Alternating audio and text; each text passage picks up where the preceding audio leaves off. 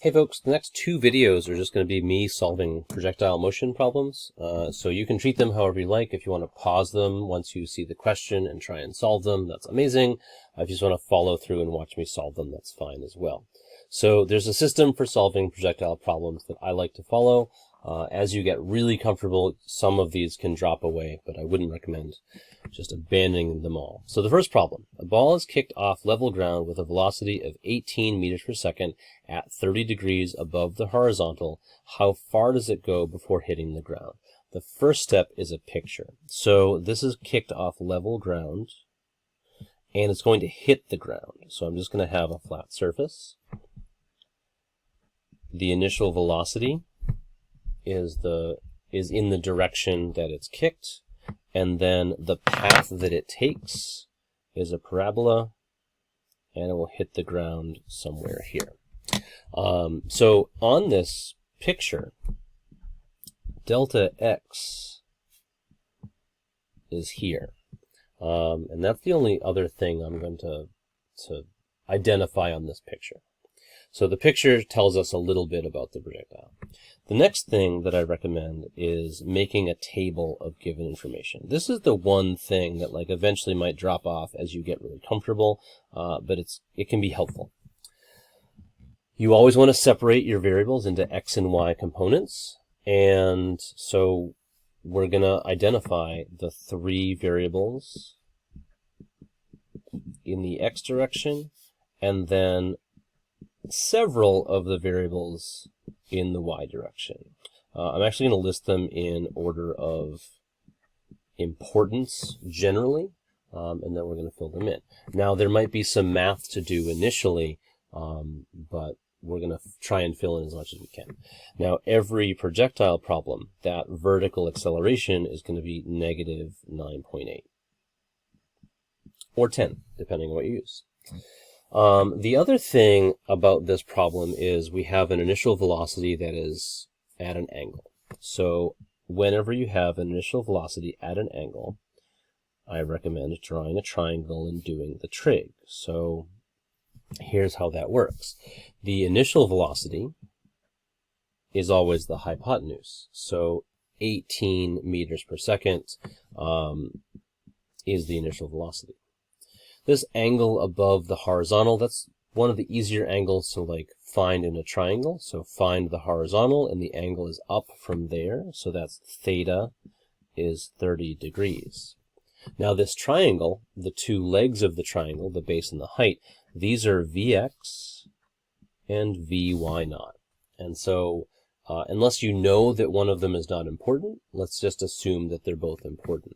I'm going to go through trig faster and faster as we go through the course, but I'll still do some work out.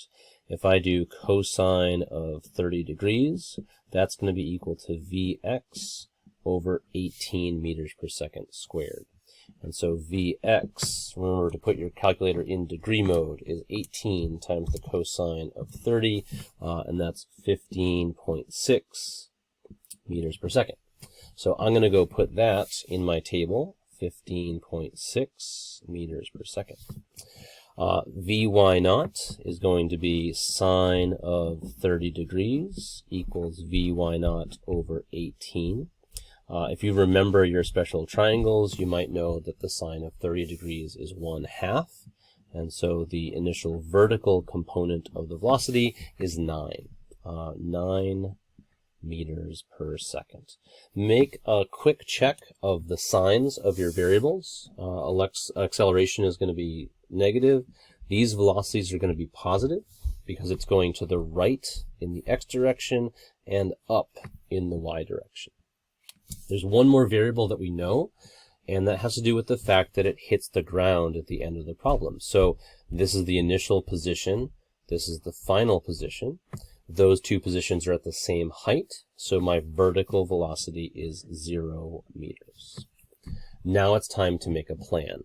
My goal is to figure out how far it goes before it hits the ground. That's delta x. In the x direction, I would need to know the other two variables first to find delta x. So I am going to need to figure out the time. Now time is the same in both dimensions because it has to be. It's only one event. It has one amount of time that it takes. And so my plan is to find time first, and then I'm going to find delta x. So I look at my variables, and I search through for a kinematics equation, and I find this one. Then I fill things in, and I do algebra. So 0 equals 9t plus 1/2 times negative 9.8 t squared. Oops, put the parentheses around the wrong thing, but that's okay. Now this is a quadratic. There is an easy way to solve this. In algebra, you would be instructed to factor out a t, and so you would be left with 0 equals t times 9 minus 4.9t. And then you'd have to solve both equations. So t equals 0 is one of them. That's not the one we care about.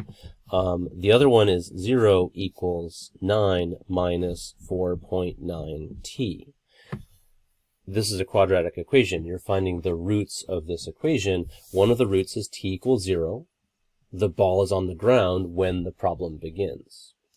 The other root is whatever this ends up being, and that is the time that we need. So that's the second time in this parabola that the object is at the ground. And so if I just do some quick calculation here, the time is 1.84 seconds. Okay. Again, I'll show less of my algebra, so if you have questions, just ask me in class. And then the second thing I'm going to do is I'm going to find that displacement. So I now know that this whole projectile motion takes 1.84 seconds. I can use my x direction equation, my one and only x direction equation, and I can put in 15.6 meters per second and 1.84 seconds, and I can multiply those two. Now I rounded one of these and I left the other one in my calculator, so we will all have slightly different answers, but they will all be around 29 meters. So this range of this projectile is 29 meters in the x direction. So I'm going to solve a different different problem in the next video, but that can get you started on a large number of them.